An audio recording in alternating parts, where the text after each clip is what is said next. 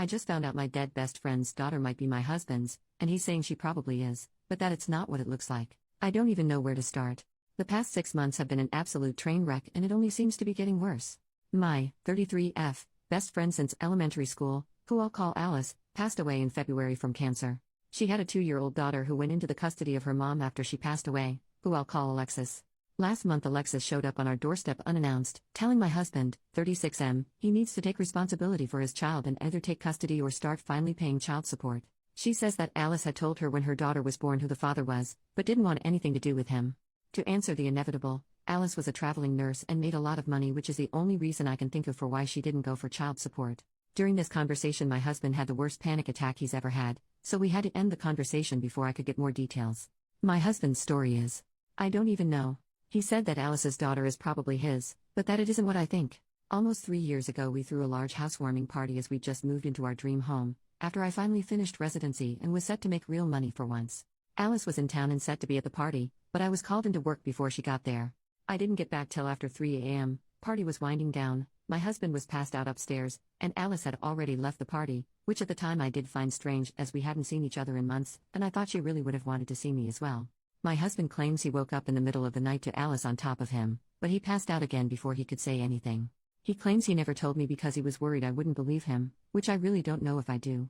He showed me some texts he sent his best friend the next day asking for his advice about him thinking someone SA'd him, but if he cheated he could have had that conversation as evidence, especially since he never said Alice specifically. Ever since the party he has been very distant with Alice, and after she had her daughter he would even find excuses not to be around the house when she would visit at all.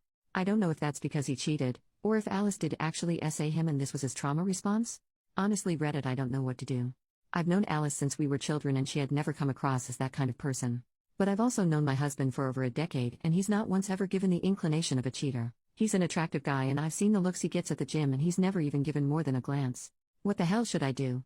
How do I figure out what the truth is here when Alice isn't even around to defend herself? She never even implied she liked my husband, let alone wanted to sleep with him. I told my husband he needs to get a DNA test before anything is decided on the child's part, but in the meantime he needs to move out while I think about what I'm going to do here. Relevant comments. Commenter, did Alice change behavior after that night? Anything at all? OP, not that I noticed. She'd always been at least a little standoffish towards him as she thought I could do better. The first time she visited after she gave birth, she asked where he was since he wasn't home, for the first time, but she never asked again after that. Commenter, obviously DNA test. His story does sound wild, but he wouldn't be the first. Is he someone who tends to drink a lot at times and black out? OP, not at all. He rarely drinks and generally only at parties, which at our ages are few and far between. He works a tough and stressful job, so I figured once he was buzzed he laid down and fell asleep, not that he had drank more than normal or anything like that. Commenter, would she be the type of person to sleep with her best friend's husband consensually? OP, I don't know, and that's part of the problem I guess. I went through everything with her, so to reconcile the woman I knew for most of my life with someone that would betray me in either way is so hard. Commenter, is your husband the conniving type? OP, he's smart, smarter than I am, which, not to sound conceited, means he is really, really smart. He does think tank type work as a contractor, so planning things is literally his job. If he ever thought he could get caught for cheating, I think he'd be smart enough to cover his tracks. Commenter, who did Alice say was the father of the baby? OP, she told me it was a man she met while in another state for work. Short-term fling. Commenter, and how did your husband react to Alice's death initially?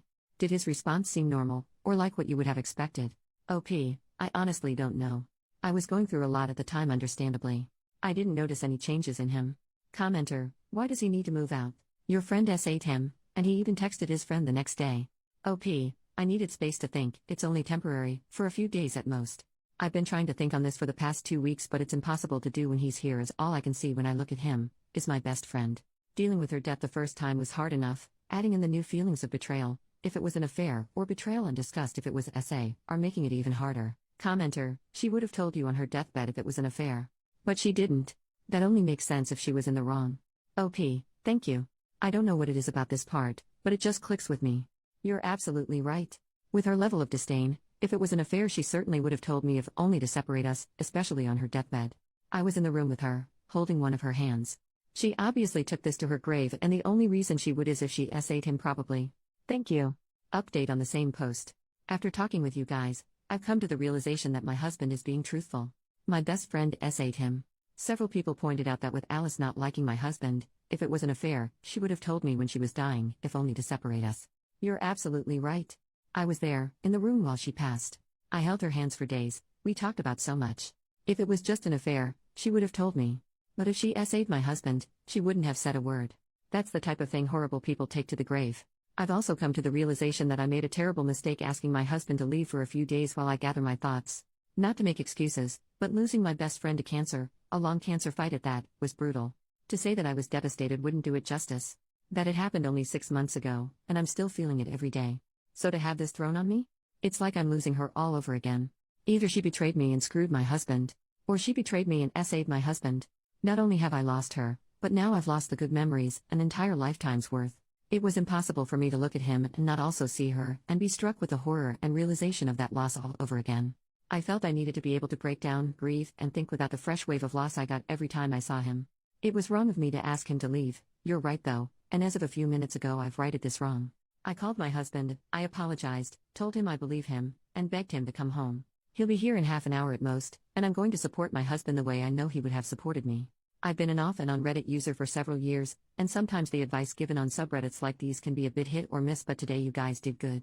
You've helped me realize not only that I was wrong and being stupid at that, but that I was hurting the person that needed me the most. I was selfish.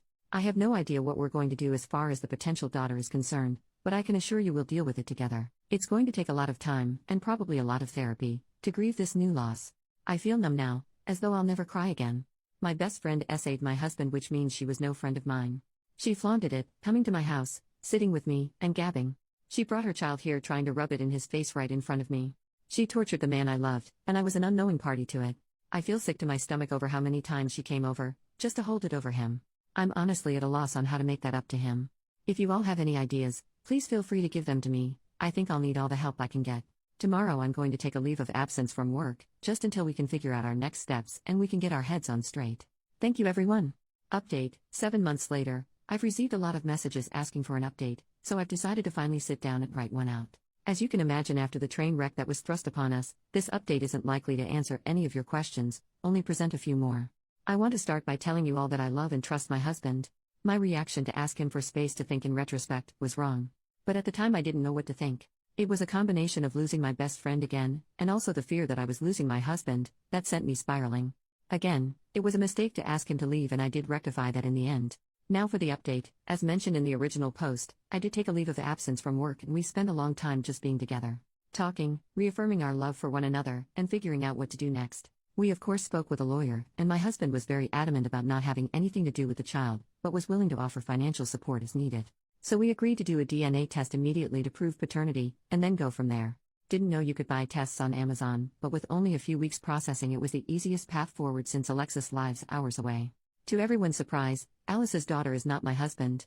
We ended up testing twice, both very definitive. The first test we performed ourselves as mentioned, and another after Alexis refused to believe the first test, and took my husband to court for child support. For a single second this whole thing made me second guess if my husband was essayed, that this could have been her way of forcing my husband to admit to an affair. But after talking with Alexis, I don't think that was the plan. Alexis says that Alice told her my husband was the father under strict confidence, demanding that she never, ever tell me or my husband. We were only ever to be told if Alexis died before Alice's daughter was old enough to take care of herself, so that she wouldn't end up in foster care. The only reason Alexis came to us then instead of keeping that secret, is because Alice's life insurance wasn't being released yet and she was out of options.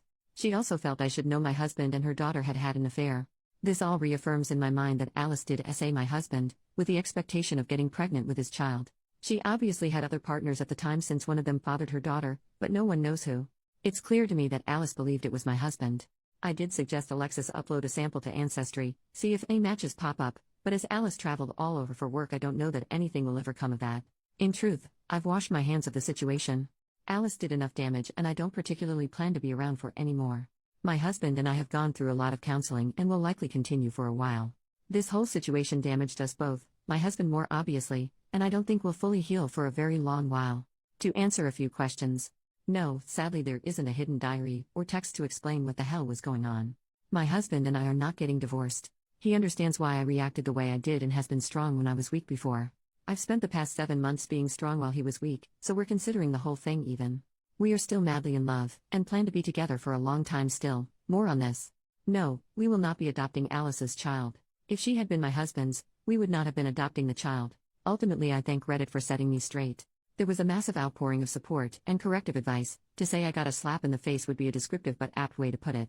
I needed it then, and I thank you for it. To say that you may have saved my marriage is an understatement. I do, however, have some good news.